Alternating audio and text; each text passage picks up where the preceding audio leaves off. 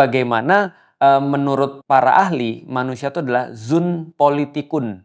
Artinya adalah makhluk yang berpolitik. Tapi jangan dulu dibayangkan politik kayak yang teman-teman lihat sekarang di Indonesia ataupun di dunia yang seolah-olah politik itu kejam, politik itu kotor, politik itu nipu, politik itu penuh dengan intrik, tidak ada lawan, tidak ada kawan, yang ada hanyalah kepentingan abadi. Sebelum kita bahas ke situ, kita harus tahu dulu dasar bahwasanya politik adalah seni mengurus semua orang dan itu adalah aktivitas para nabi.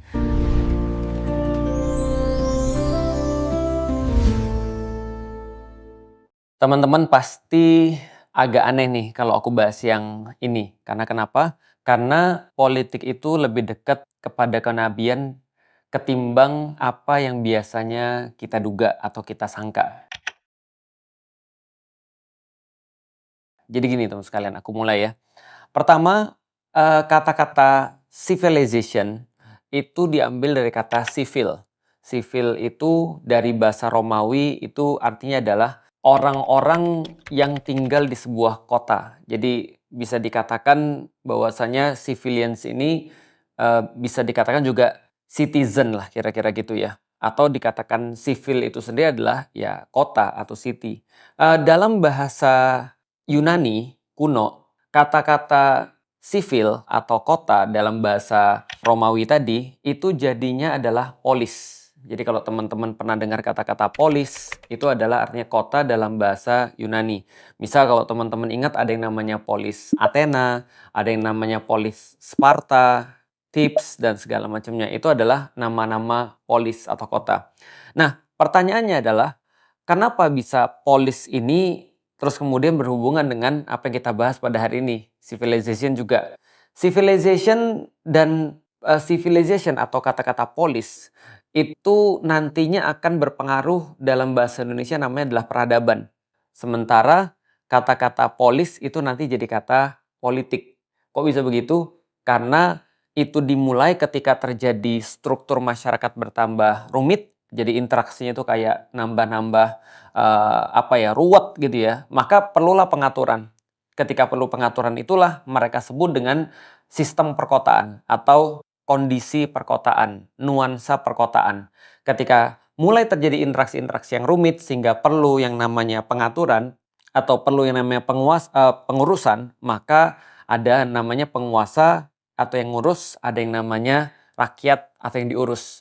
Dari situlah muncul yang namanya perkotaan atau politik. Jadi kalau teman-teman lihat sekali lagi, sivil itu berkaitan dengan peradaban dan juga secara langsung berkaitan dengan kota atau dalam bahasa Yunani adalah polis. Pengaturan peradaban itu sendiri atau pengaturan kota itu sendiri itu namanya adalah politik atau how to govern, seni untuk mengatur. Kenapa aku perlu nyeritain ini teman-teman sekalian? Karena ternyata kalau kita bicara tentang peradaban dan kita bicara tentang kota dan kita bicara tentang politik, itu sama-sama tentang seni mengatur sebenarnya. Dan apa hubungannya dengan para nabi yang aku tadi sampaikan mungkin lebih dekat daripada yang kita duga. Ternyata para nabi itu punya tugas sebagaimana yang disampaikan oleh Rasulullah Shallallahu Alaihi Wasallam. Jadi Rasul tuh pernah bilang begini, kanat banu Israila tasu suhumul anbiya. Jadi dulu Bani Israel itu disusu dalam bahasa Arab ya, tasusuhum. Mereka disusu oleh para nabi.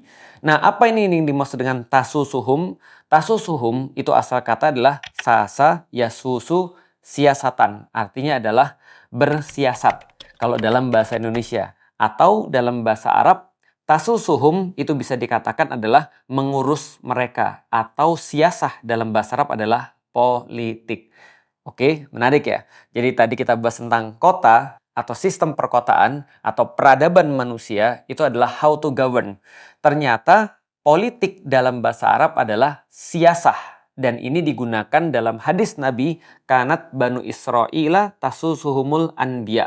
Jadi dulu Bani Israel itu dipolitikin oleh para nabi atau diurus oleh para nabi. Dari sini kita bisa dapat bahwasanya aktivitas para nabi menurut hadis daripada Rasulullah Shallallahu Alaihi Wasallam adalah melakukan aktivitas politik. Kenapa penting banget? Karena aku pengen teman-teman sekalian itu punya pergantian cara pikir pola pikir, yaitu adalah politik itu sebenarnya adalah how to govern. Bagaimana caranya mengatur struktur masyarakat perkotaan yang interaksinya itu sudah sedemikian rumit. Jadi sebelum kita bahas tentang politik praktis atau politik yang ada di Indonesia, teman-teman perlu tahu dulu bahwasanya politik pada dasarnya adalah sistem atau seni mengurus. Seperti interaksi-interaksi rumit yang ada di dalam perkotaan. Di situ dekat banget antara aktivitas para nabi dengan aktivitas politik. Sehingga pola pikir kita seharusnya adalah begitu kita menjadi seorang manusia, berarti kita harus memang mengurus. Sebagaimana menurut para ahli, manusia itu adalah zun politikun.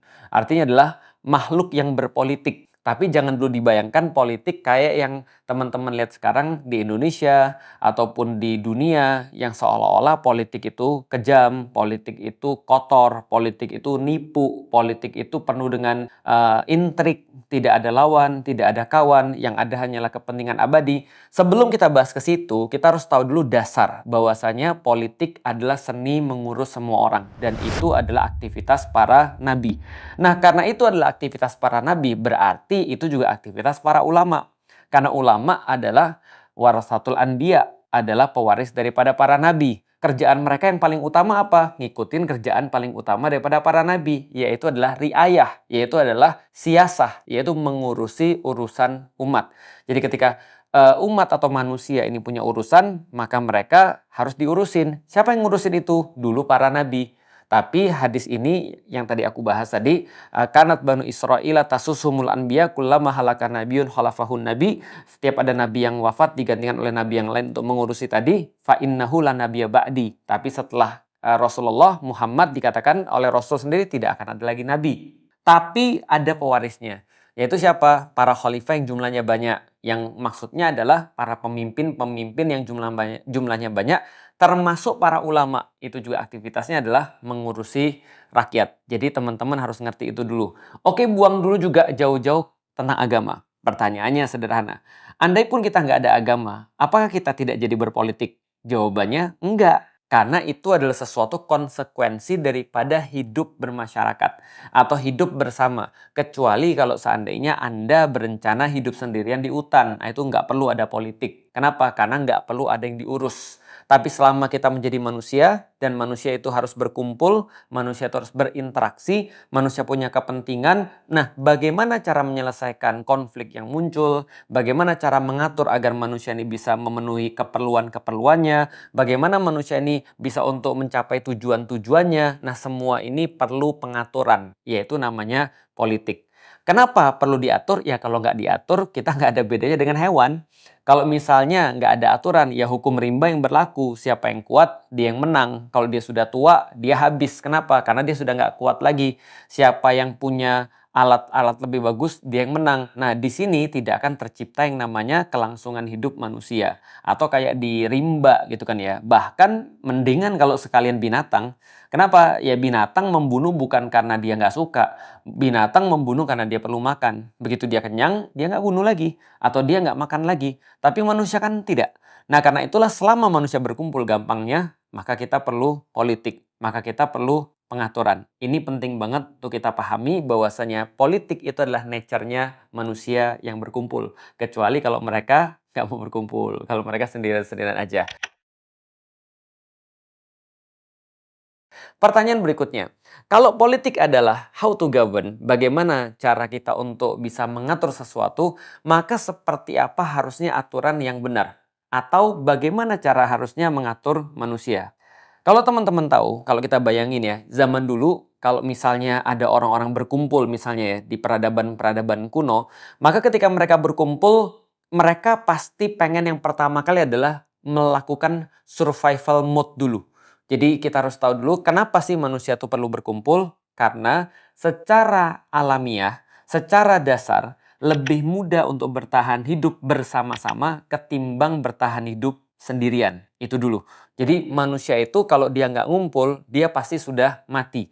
Jadi ini adalah semacam kayak survival instingnya manusia. Dia berkumpul. Nah, Konsekuensi daripada orang tuh berkumpul, mereka pasti perlu koordinasi. Karena itulah mereka biasanya kalau misalnya dari dasarnya tadi ya mereka berkumpul, mereka berkoordinasi, siapa yang mengkoordinasi mereka pasti yang lebih kuat. Makanya namanya kan alfa, yang memimpin gitu maksudnya. Itu adalah yang koordinasi mereka. Yaitu terjadi juga pada binatang. Misalnya kalau binatang berkumpul, biasanya dipimpin, dikoordinasi oleh alfanya. Misalnya kayak serigala, itu alfanya biasanya ada di belakang biasanya. Atau kalau dia lagi berburu, alfanya ada di depan misalnya. Tapi yang jelas dia dikoordinasi. Begitu juga dengan manusia. Nah, dari situlah sistem kepemimpinan awal tuh muncul. Jadi sistem kepemimpinan awal sesederhana siapa yang punya kekuatan lebih besar yang bisa melindungi manusia daripada kepunahan.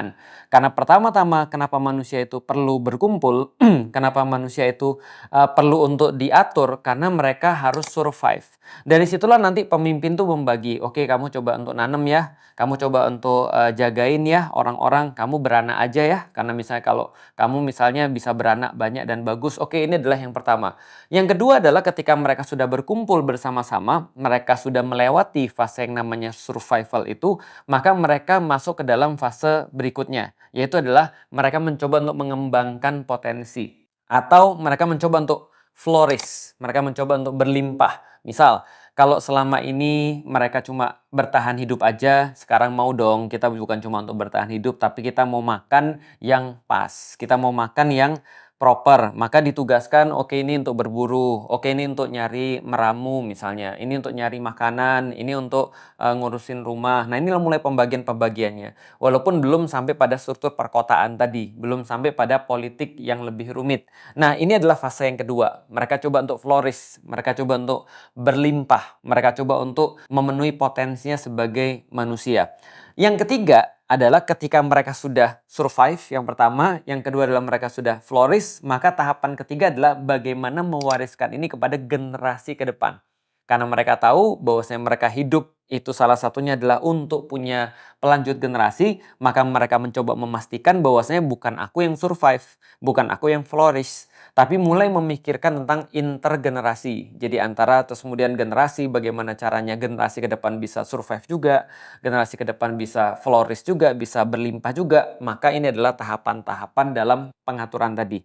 Nah, seiring dengan semakin banyaknya orang-orang dan semakin kompleksnya interaksi di antara mereka, itulah muncul struktur yang namanya sivil tadi. Nah, dari sini muncul yang namanya polis misalnya ya. Dan kalau kita ambil contoh misalnya kayak di Yunani kuno, itu ada polis-polis yang memang berbeda-beda tergantung struktur masyarakatnya. Misalnya kita mengenal ada polis Athena. Polis Athena itu adalah polis yang kayak lebih beradab dalam tanda kutip. Bukan beradab ya, yang memang yang namanya civil polis ya artinya beradaban gitu maksudnya. Jadi ciri peradaban Athena atau polis Athena itu adalah mereka lebih banyak kepada ilmu, lebih banyak kepada pencarian kebijaksanaan. Maka karena struktur masyarakat dan interaksi mereka dan karakteristik masyarakatnya seperti itu, muncullah ilmuwan-ilmuwan yang sangat banyak sekali di polis Athena. Mereka terus kemudian mengembangkan ilmu dan teknologi, mereka mengembangkan filsafat, mereka mengembangkan bagaimana cara menjawab manusia. Muncul banyak banget orang-orang di Athena yang hebat-hebat dalam bidang pemikiran. Beda dengan polis Sparta atau beda dengan peradaban atau civilization daripada Sparta. Kalau Sparta itu lebih dalam tanda kutip manly, lebih apa ya, lebih jantan, lebih ke arah perang, lebih ke arah militer. Itu adalah karakteristiknya. Nah, kalau teman-teman pernah nonton film itu loh 300, nah itu adalah polis Sparta itu yang diceritain. This is Sparta, terus ditendang itu kan ya. Ini adalah contoh karakteristik daripada peradaban Sparta. Nah, ini karakteristik-karakteristik ini kemudian dipimpin oleh seseorang. Semakin rumit terus interaksinya, muncullah yang namanya politik yang lebih rumit juga. How to govern yang lebih rumit. Tapi teman-teman coba bisa bayangkan. Bagaimana terus kemudian ketika polis-polis ini semakin luas lagi, lalu terus orang-orang semakin banyak lagi, maka tentu saja diperlukan pengaturan yang lebih rumit lagi. Di sini kita ambil contoh misalnya adalah Romawi. Romawi begitu terus kemudian interaksi-interaksinya sudah sedemikian rumit, maka mereka mencoba untuk mengembangkan sistem governnya, mengembangkan sistem pemerintahnya. Misal, ini aku coba cerita, dulu kita kenal ada yang namanya Republik Romawi. Jadi Republik Romawi itu dulu dibentuk ada yang namanya konsul, ada yang namanya senat, ada yang namanya tribun, ada yang namanya assemblies, ada yang namanya majelis atau ya kalau sekarang kayak MPR lah kira-kira gitu ya. Nah, kenapa dibuat seperti itu? Karena mereka mengalami satu permasalahan. Begitu masyarakat sudah mulai banyak, begitu terus kemudian interaksi sudah mulai lebih rumit, maka pemimpin yang tadinya dipilih cuma karena survival instinct yang lebih kuat dan kemudian lebih lebih jago dalam perang dan segala macam yang dinilai bisa untuk ngelindungin mereka, lama-lama mereka sadar satu titik. Apa titik itu? Bahwasanya yang namanya raja ataupun orang yang paling berkuasa, satu orang yang paling berkuasa itu adalah sebuah ide buruk. Kenapa ide buruk? Karena kalau satu orang ini jahat, maka habis kita semua. Ini kayak naruh telur tapi dalam satu keranjang. Kalau kalau keranjangnya jatuh, telurnya pecah semua. Maka mereka bilang ada pepatah, jangan taruh telur di satu keranjang, gitu kan ya. Nah, maka mereka mencoba untuk dividing power. Mereka mencoba untuk membagi kekuasaan. Karena mereka tahu banget bahwasanya sistem kerajaan itu bagus kalau rajanya bagus. Tapi begitu rajanya kacau, begitu rajanya ngawur, maka sistem kerajaan itu jadi sistem yang paling buruk yang pernah ada. Kenapa? Karena raja bisa berbuat apapun.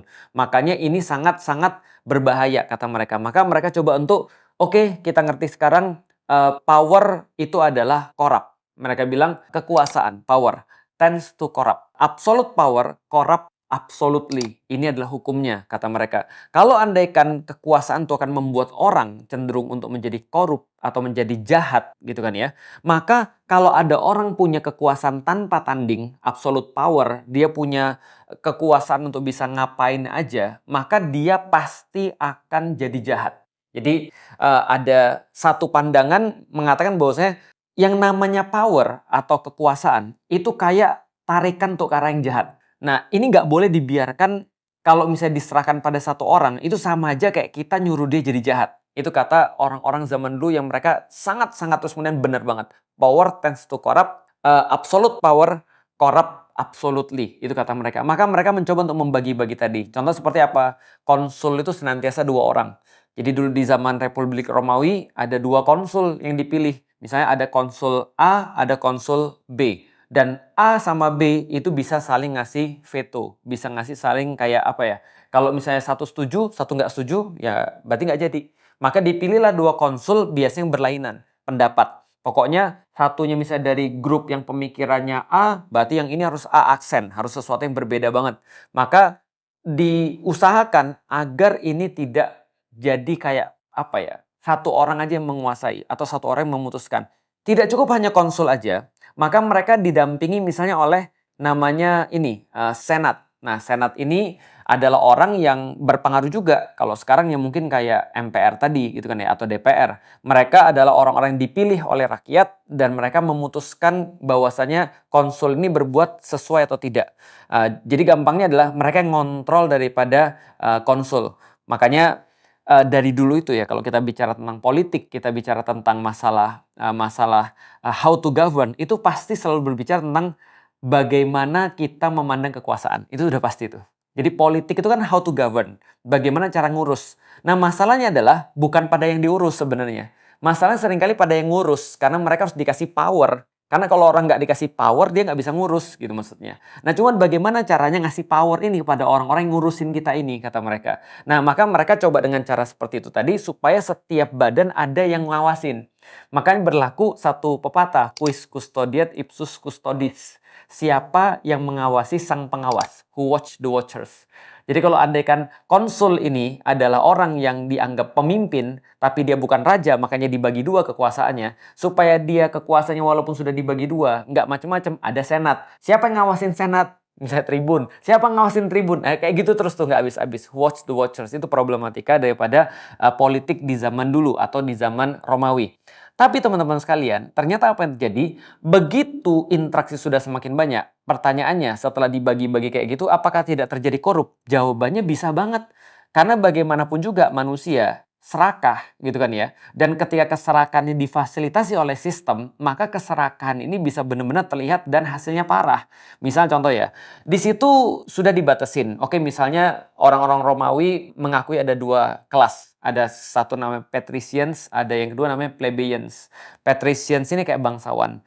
Plebeians ini adalah common people, orang-orang biasa kayak lu dan gua gitu kan ya. Nah, tapi ada lagi namanya patricians, ini adalah para bangsawan. Nah, patricians ini menggunakan bagaimanapun cara supaya ketika terpilih wakil atau senat, itu tetap yang menguasai adalah patricians, meskipun plebeians jumlahnya lebih banyak.